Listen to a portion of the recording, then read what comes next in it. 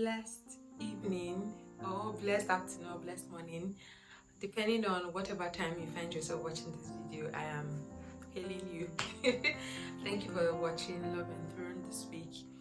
Okay, so John 3:16 says, "For God so loved the world that he gave his only begotten son." And if you think that God was only talking about salvation in that verse, then you are boxing that verse.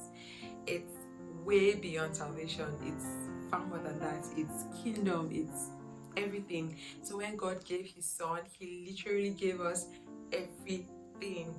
And which is why in Romans chapter 8 verse 32, Paul was now saying that if God didn't spare his own son but gave him up for us, then what is it that he can't give to you?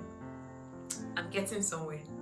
So recently in church, my MSP, or the MSP I belong in rather, we did an exercise, and so our team lead said we should share any experience we've had whereby we had our backs against the wall and God came through for us.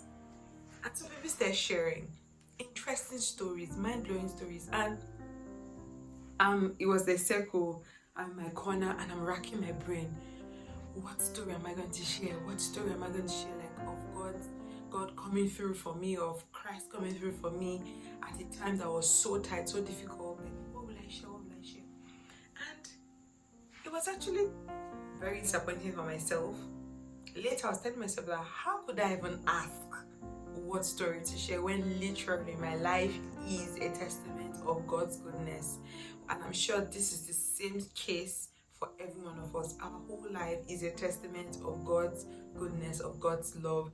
So how could you, for a second even think or rack your brain on what story to share or what testimony? I won't say story, forgive me, I will say testimony. What testimony to share of God's love?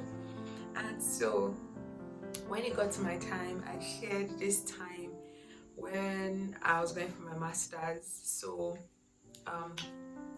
I did my master's at Covenant University, and it was fully sponsored by Bishop David Oyedepo. Bless you, sir.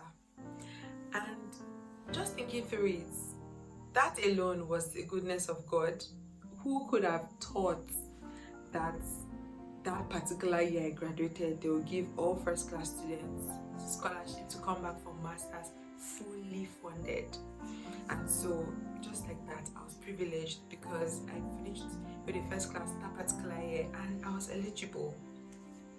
So after NYSC, I was already applying for jobs, looking for where to work, that whole excitement of getting to the labor market. This was me excited and looking forward to it, and I got a call saying that I had to resume my master's program immediately.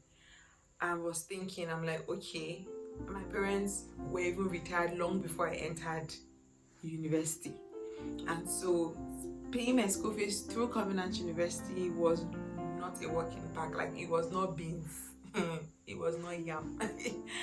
But by God's grace, they did it. So coming back from masters, I'm like, am I going to be asking them for pocket money again, like to buy food and stuff? Like, I thought I was done with all that stuff. In my mind, I thought I would work for a couple of years and maybe even take a study leave whereby I will still be working and be doing my master's so I could foot my own bill.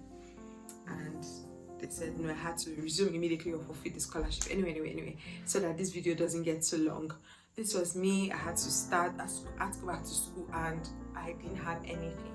Literally, like, I was broke. As God will have it, God sends a good Samaritan. Now, if I even tell you how I met this good Samaritan, it's a pure testimony. One of those days I was going out and someone picked me from the estate where I was living in that time and just, oh, hello, where are you going to? I was like, oh, morning, sir, I'm going to this place. And he was like, okay, I'll drop you. Okay, that's where it was. I'll drop you at the estate gate. And then when I got to estate gate, it was like, where exactly are you even going to? It might be in my route. And so I was like, oh, I'm going to the Federal Secretariat.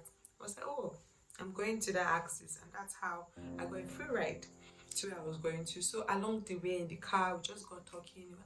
He asked me, where am I working? I was like, oh, I'm not working currently. And, just shared my experience. It was an elderly man, to be honest. And he was so friendly afterwards. He said, oh, give me your number. I didn't want to be rude.